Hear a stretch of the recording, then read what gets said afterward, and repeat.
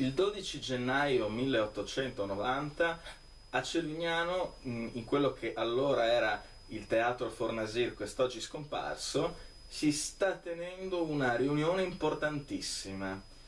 I protagonisti di quella riunione sono tutti ben visibili nella foto che ora vi mostro.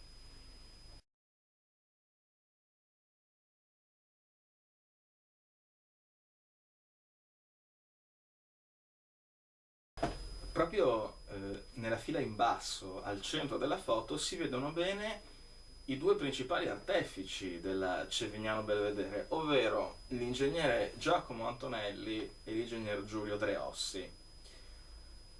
La ferrovia quindi quella sera viene votata. Il progetto ha la sua trafila burocratica e il 16 luglio del 1910 l'impero austro-ungarico inaugura a Cervignano la tratta ferroviaria Cervignano-Belvedere, 12 km e 326 metri. Ma perché è così importante questa ferrovia? È stata importante nella prima guerra mondiale, nella seconda guerra mondiale, ma anche in mezzo, perché nel 1921 ha visto la partenza e le prime fermate della salma del Milite Ignoto. Ma di questa storia ne parleremo dopo.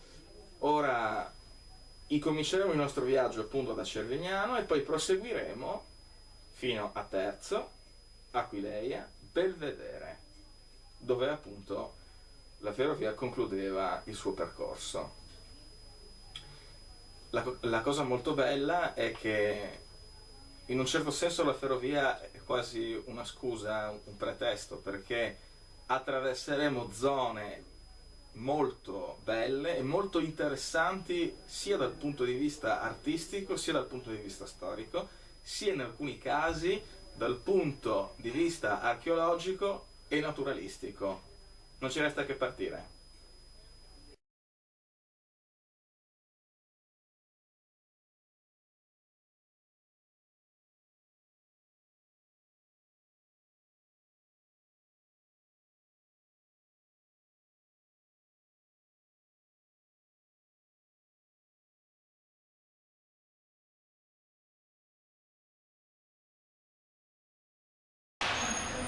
Il nostro viaggio incomincia qui, da questa lapide che ricorda il centenario dell'inaugurazione della ferrovia Cervignano-Belvedere e il transito della salma del Milite Ignoto. Sto percorrendo la pista ciclabile che dalla stazione ferroviaria, anzi dalla strada subito dopo la stazione ferroviaria, arriva al palazzetto dello sport. Ecco, ora non proseguiremo per il palazzetto, ma una via subito accanto. Per cui ora io arrivo qui, giro, salgo e poi attenzione, non si prosegue per la strada principale ma si scende giù. E ora l'immagine ballerà un po'. Sassi. Ci vediamo alla discesa. Eccoci sui binari.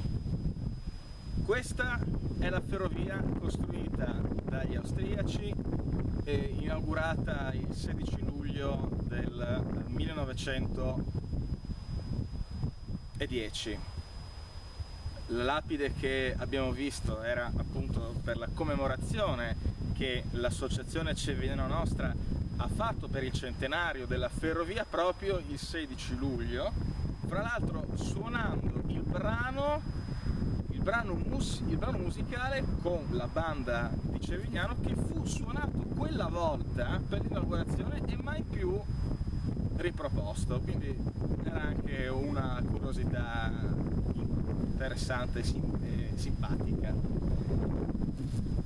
Là siamo subito in prossimità della stazione ferroviaria di Cervignano, ma ora guardiamo i campi tutto intorno. Eccola la campagna circostante, siamo, come ho già detto, nell'area Rossatto. Vi mostro i binari che si inabissano quasi in mezzo alla vegetazione, eccoli qua. Non li vedremo più per un certo numero di metri. Ricordiamo l'area Rossatto perché qui negli ultimi anni è stata scoperta la struttura di una villa rustica romana, oggi purtroppo non più visibile perché si è preferito continuare lo sfruttamento di questa zona dal punto di vista commerciale. Ecco il treno!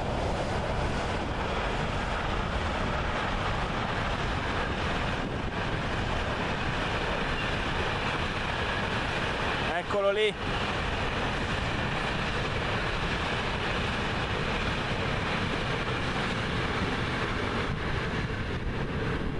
Beh, il fuori programma ci stava. Dicevo della villa, appunto non più visibile, tuttavia ecco una foto dal satellite che ne dimostra l'esistenza, guardate.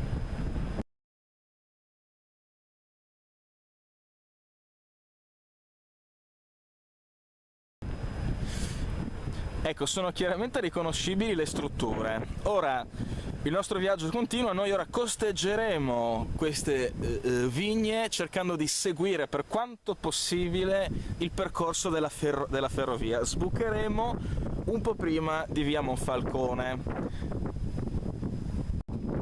Campagna, sempre area Rossatto. Ora ci inerpicheremo un po' qui in mezzo alle viti, ma non preoccupatevi, non succede niente. Rispuntano i binari. Arrivati a questo punto c'è un modo un po' rustico di andare dall'altra parte, ma insomma un po' di avventura, no? Quindi bici a mano, si scende e si va sul ponticello. Ecco, ora vedete la ferrovia continua là sopra, ma noi andiamo lungo la strada.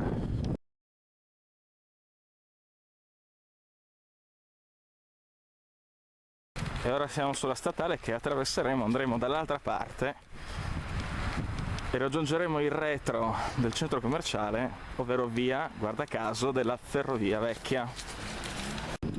Ecco, siamo sulla ciclabile ora, vicino al centro commerciale. La ferrovia prosegue sotto quest'erba, andrà a tagliare la strada dell'Obis dove spunteremo tra poco. Ora noi proseguiamo in pista ciclabile, svolteremo a destra, faremo la via fino in fondo, svolteremo a sinistra e poi vi mostro, insomma. Ora noi siamo nel retro del centro commerciale. Ora svolteremo a destra in una via oggi non più, diciamo, percorribile.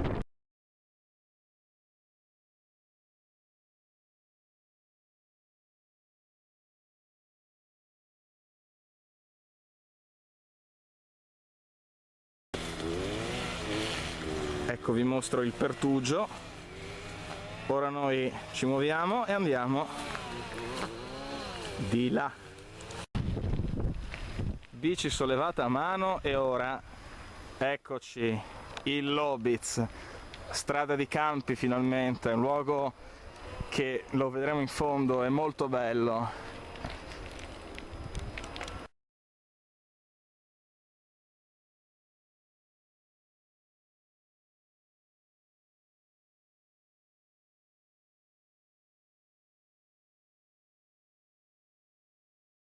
Siamo contro il sole, quindi le riprese non saranno il massimo, però vedete davanti a voi la linea chiara della ferrovia, che qui la ritroviamo. Ora ci passiamo sopra, quindi occhio al sobbalzo anche della telecamera. Eccoci, campagna molto bella.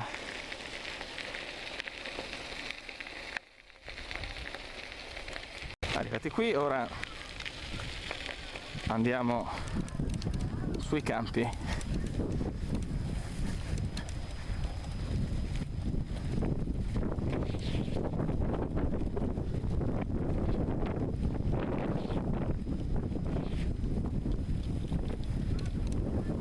E ci troviamo in un angolo di paradiso.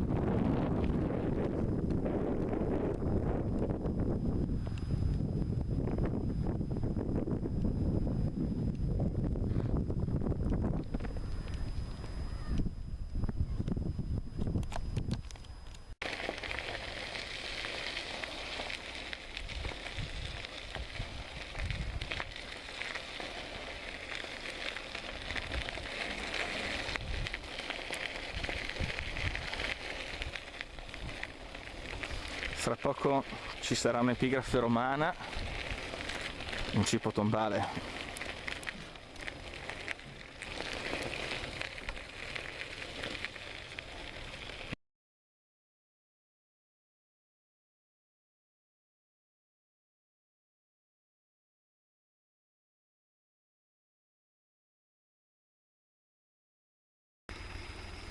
Zona dell'Obitz, ville molto belle, azienda agricola, fiume, viti, la migliore campagna della Bassa Friulana. Siamo alla curva di questa stradina e quella che ora vi mostro, solo un attimo, è Villa Obitz Lanzone.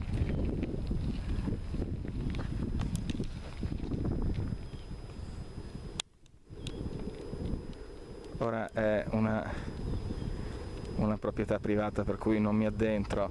Sappiate che è una villa la cui origine sta nel 1600.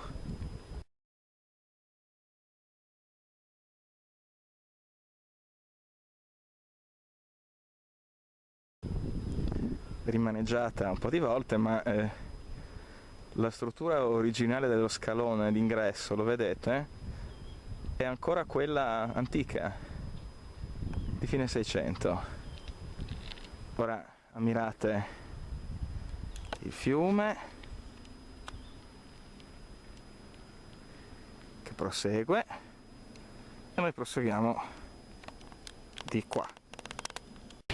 Lungo questa via, se si svolta un attimo qui,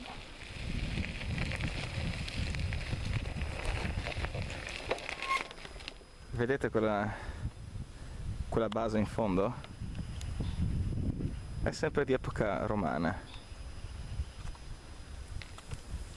e segnala un fatto. Qui, in questa zona, c'era l'attraversamento della strada consolare che noi moderni abbiamo ribattezzato Via Iulia Augusta.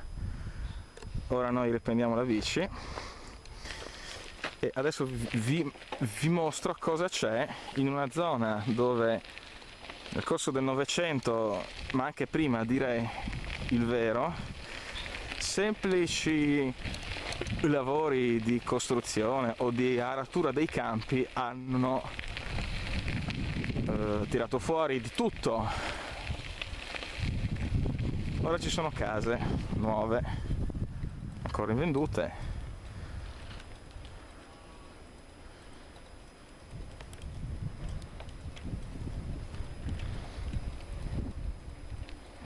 Buongiorno.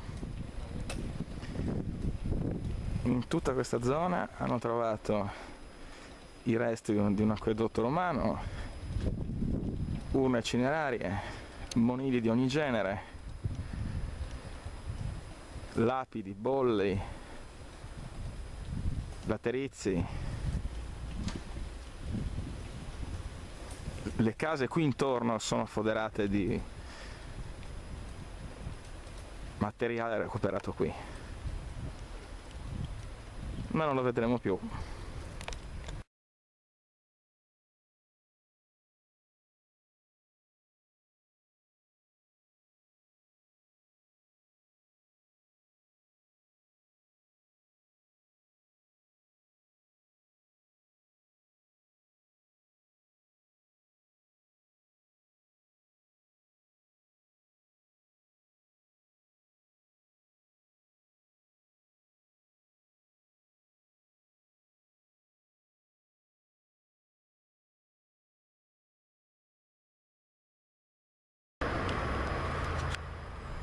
Come vedete la luce è molto cambiata perché io nel frattempo ho spento la telecamera, ho fatto una camminata, mi sono fermato lì in mezzo ai campi e il tempo è cambiato.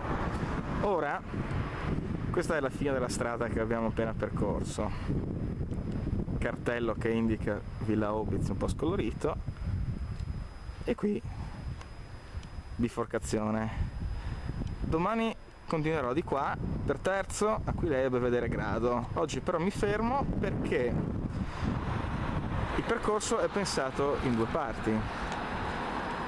Chi vuole fare un giro solo a Cervignano ora va di qua e torna in centro. Chi vuole continuare va di là, reimbocca la pista ciclabile, incrocia Villa Mori, di nuovo pista ciclabile, il ponte di Terzo, stazione di Terzo. Arrivederci a domani.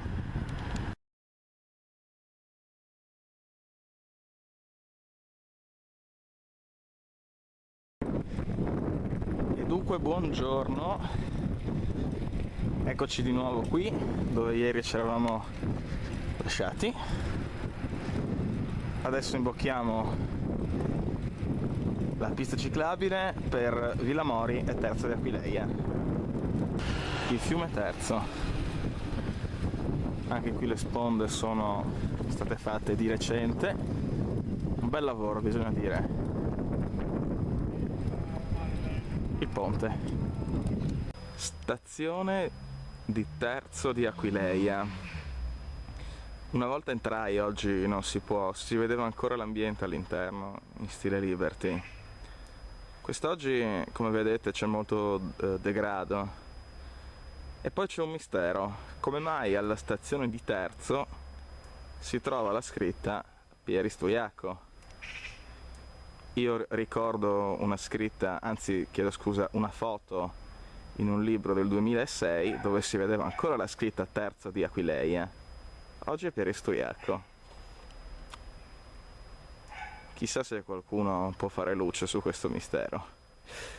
Ora noi andremo in quella direzione perché proprio là, precisamente dove sto inquadrando in questo momento, ritroveremo i binari. Ritorneremo indietro per qualche metro verso la zona della Rosta, guarderemo l'ambiente circostante e poi ritorneremo qui per riprendere il ponte di Terzo e proseguire verso Aquileia. Ecco la strada dunque. Ora rivedrete per un attimo i binari. Eccoli. E quindi noi prendiamo questo sentierino che arriverà a un ponticello da cui si potrà godere di una vista molto piacevole.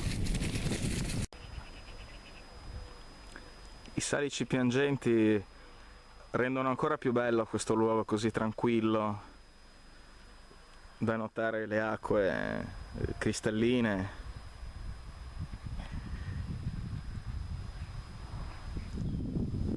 Siamo nella zona della Rosta. Rosta in friulano è un termine che indica, diciamo, un sistema di canalizzazione e regolazione delle acque. E ora andiamo avanti per qualche metro, così vi mostro le viti tutto attorno all'azienda agricola e all'agriturismo. Siamo comunque nella terra del Refosco, non dimentichiamocelo mai, è un grande patrimonio della nostra terra cervignanese. E appunto quella è l'Arosta, detta altrimenti Rustici Gottardo. È un edificio di antichissima origine, si arriva sicuramente al Settecento, alla fine del Settecento. Di nuovo il fiume, il ponte. Ora ci fermiamo, riprendiamo il ponte, questa volta dall'altra parte. Eccoci sul fiume Terzo.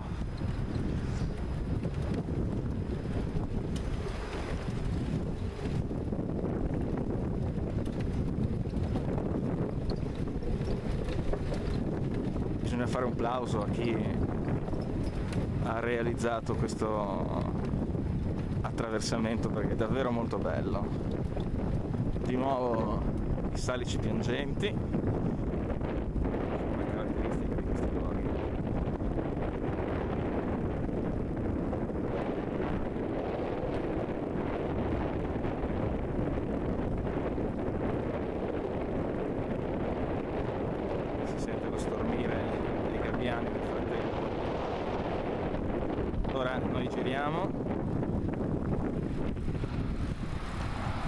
incrocio, aspettiamo che arrivi il verde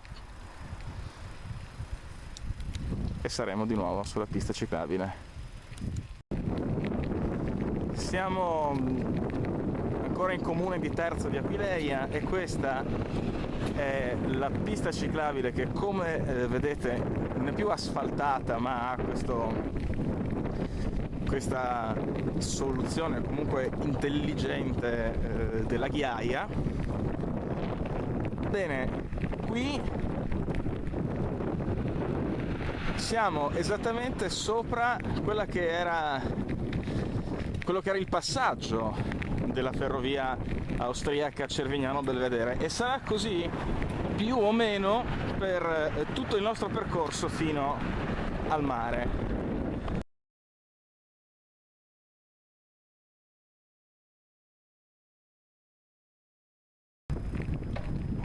Purtroppo non si vede più nulla perché è immerso dalla vegetazione, ma ora noi scendiamo perché questo non è un muro qualsiasi. Questo è un frammento dell'acquedotto romano che arrivava ad Aquileia. Vediamolo meglio. E dunque eccolo questo frammento d'acquedotto d'epoca romana. Certo, vederlo così non è molto significativo, ma dobbiamo immaginare una struttura ben più imponente. Ora noi riprendiamo il nostro percorso, quindi ritorniamo sulla pista ciclabile e arriveremo vicino al porto fluviale e quindi al cimitero degli eroi. Aquileia, quarta città d'Italia, 10ª città dell'impero romano. Centro importantissimo sia per la cultura romana sia per lo sviluppo del cristianesimo. Ora attraverseremo località Monastero, che prende il nome da un celebre monastero medievale delle monache benedettine. Come vedete c'è anche un sito archeologico indicato. Ecco, in questo momento la ferrovia, diciamo che è accanto a questa pista ciclabile, ma tra poco la ritroviamo. Siamo arrivati in prossimità del Foro Romano e riecco i binari. La cosa interessante è che le colonne vennero restaurate e innalzate nel 1936 e la ferrovia venne dismessa per la prima volta nel 1937. Questo significa che, sì, possiamo riprendere, questo significa che per almeno un anno gli aristocratici che prendevano questo treno vedevano a un tiro di schioppo dai finestrini questa meraviglia. Pensate che spettacolo, soprattutto per tutti quegli aristocratici che venivano dal nord, dall'Austria, dalla Germania. E ora anche noi con questa pista ciclabile abbiamo il privilegio di attraversare Aquileia guardando davvero molto da vicino le colonne romane. Ma la nostra gioia ora si convertirà immediatamente in grande tristezza perché, ahimè, ci attende qualcosa di veramente spiacevole. Noi ora stiamo arrivando alla vecchia stazione ferroviaria di Aquileia, coperta dalle lamiere. La vecchia stazione ferroviaria di, si vede ancora la scritta sotto l'intonaco, Aquileia Scavi. Siamo in mezzo al degrado più assoluto, come si vede con queste orribili lamiere, e pensate che da qui partì, fu la prima stazione proprio, con il convoglio della salma del Milite Ignoto.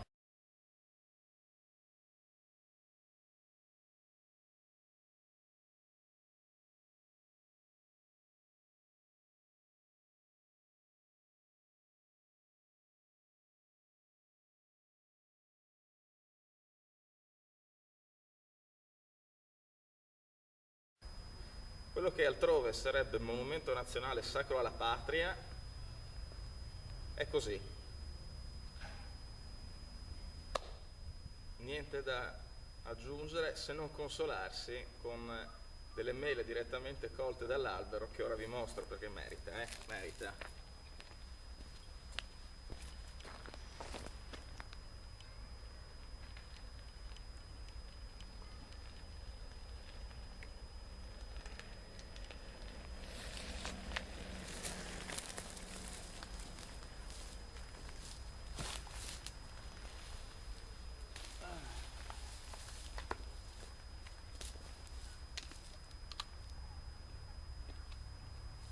Fantastica.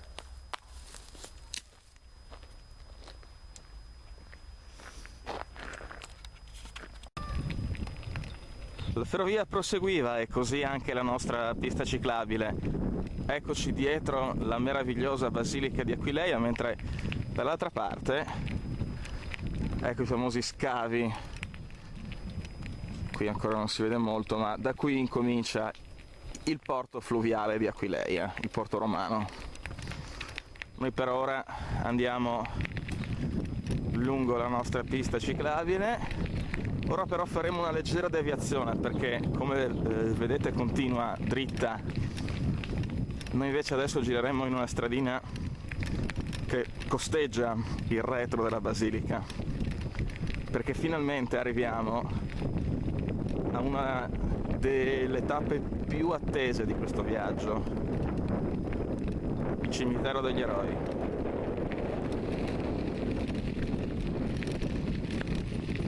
Guardate che meraviglia questi cipressi. Il campanile.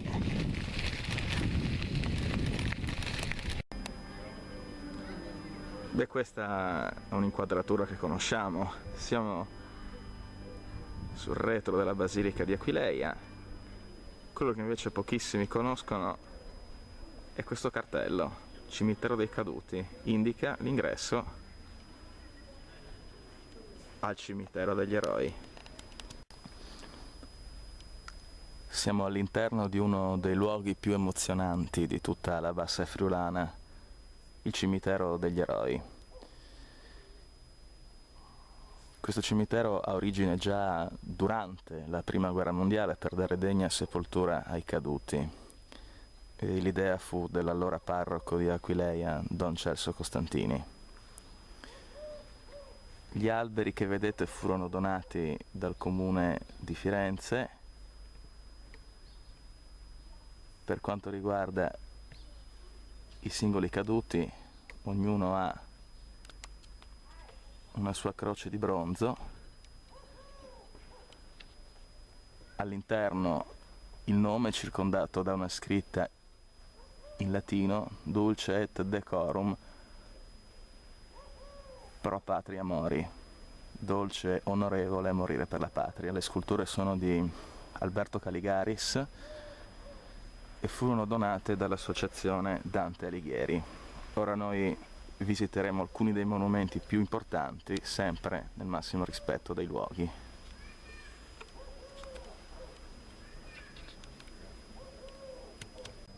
Come vedete la scritta Dulce et decorum est pro patria mori, e poi il nome, in questo caso tenente Persiani Alfredo, 18ª Fanteria, medaglia d'argento, morto il 29 luglio del 1915.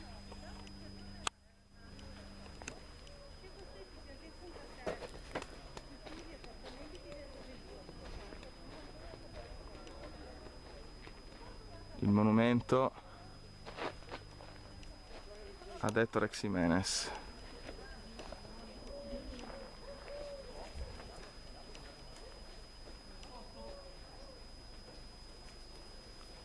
Davvero di grande impatto. Vedete la scritta? Ettore Ximenes, 1917.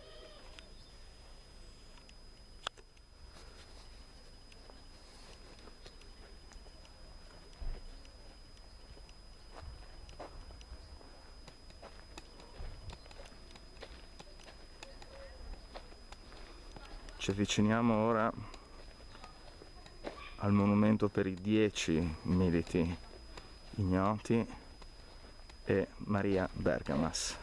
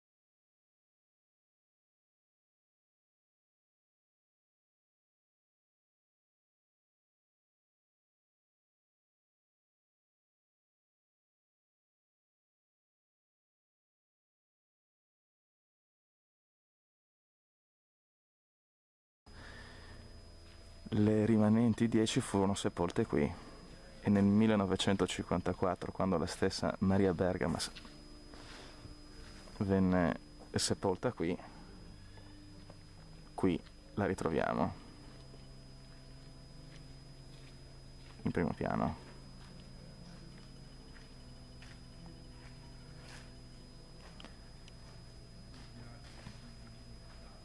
E sopra la scritta 10 militi ignoti c'è un discorso di Emanuele Filiberto di Savoia,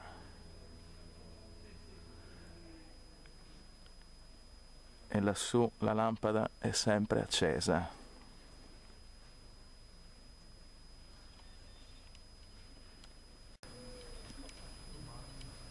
Esattamente di fronte al mausoleo una lapide di Gabriele D'Annunzio.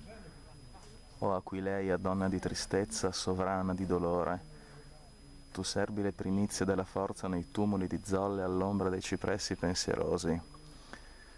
Custodisci nell'erba i morti primi, una verginità di sangue sacro, è quasi un rifiorire di martirio che rinnovella in te la melodia. La madre chiama e in te comincia il canto, nel profondo di te comincia il canto. L'inno comincia dagli imperituri, quando il divino calice si innalza. Trema a tutti i viventi il cuore in petto. Il sacrificio arde fra l'Alpe e il mare. Gabriele D'Annunzio, Salmi, 2 novembre 1915, fu cancellata dai nemici e poi riscolpita nel novembre del 1918. Siamo di fronte alla tomba di Giovanni Randaccio, famosissimo eroe della Prima Guerra Mondiale, morì nel 1917 sul Carso e sotto è scolpito la scritta Vitam dedit Timavo, diede la vita al Timavo.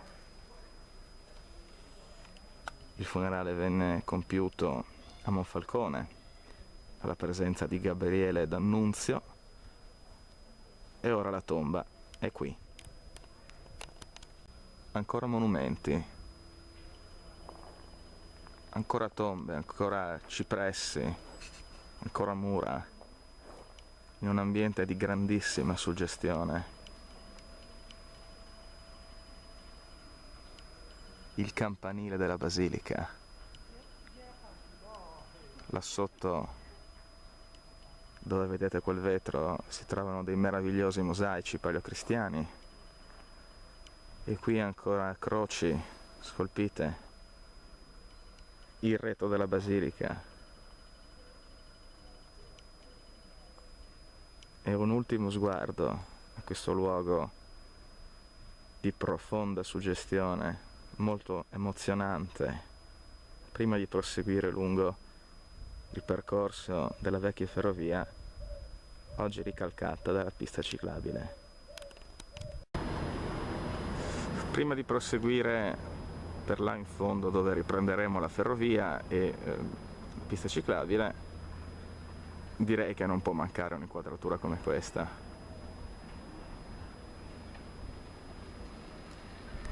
Certo, molto meglio sarebbe se non ci fosse, come non c'era fino a poco tempo fa, quel muro del pianto finto che è stato costruito l'anno scorso per coprire un mosaico.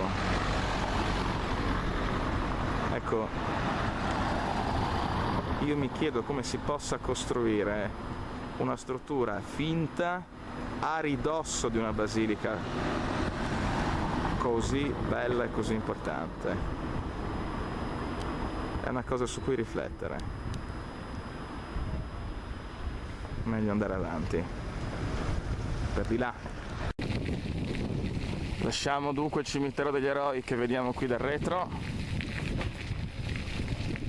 usciamo adesso da questo sentiero immerso nella vegetazione,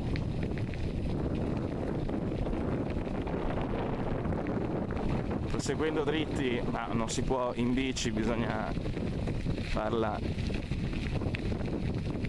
piedi, c'è il porto fluviale, ma ora noi dobbiamo proseguire di qua e andare avanti.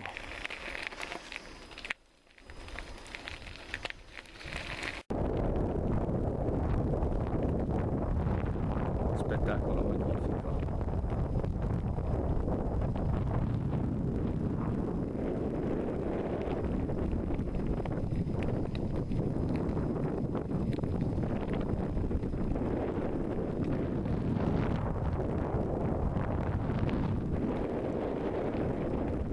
Passava proprio qui.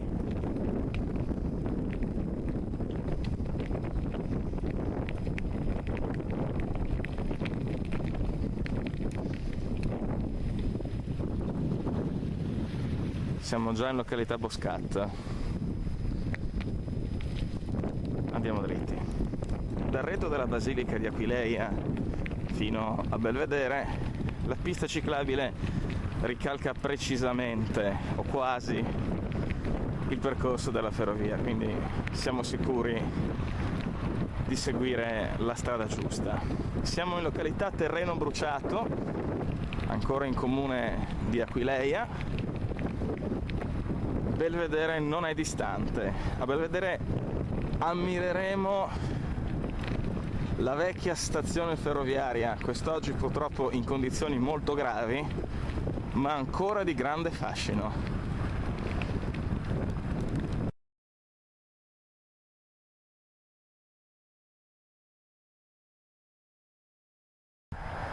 Eccoci dunque, stazione ferroviaria di Belvedere.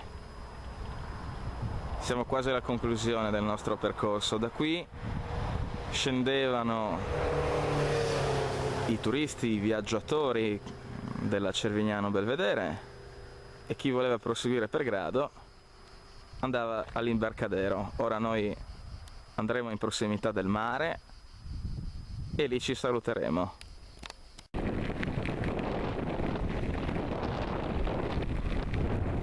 Ultimi metri del nostro viaggio, stiamo abbandonando Belvedere.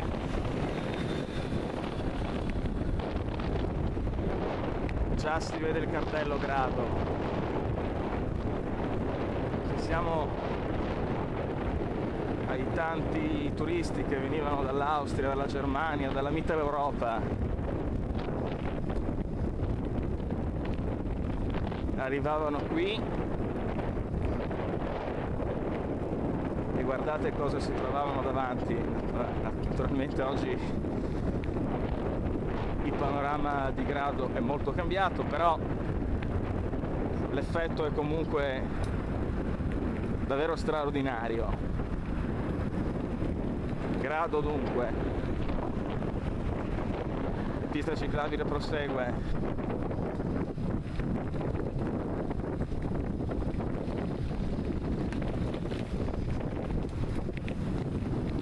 Il mare, signori, la laguna di Grado.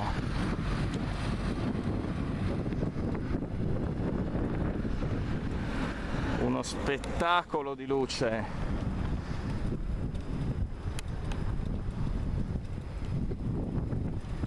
Ecco, la pista ciclabile arriva direttamente in città. Ma ora il nostro percorso è finito, perché abbiamo già superato naturalmente la ferrovia Cervignano Belvedere, ma è qui che dobbiamo salutarci, perché col nostro percorso lungo la vecchia ferrovia abbiamo unito, come sempre sono state unite Cervignano ad Aquileia e a Grado. E allora non ci resta che augurarci che con questi video, col nostro sito, col nostro libro, con tutto il nostro progetto, la gente non solo transiti per Cervignano, ma anche si fermi, perché quello che avete visto, la cripta di San Michele, la chiesa di Santa Maria in Vineis, il borgo di Strassoldo e tutto il resto è davvero degno di grande attenzione. Dunque, arrivederci a Cervignano e nelle terre cervignanesi. Ciao a tutti.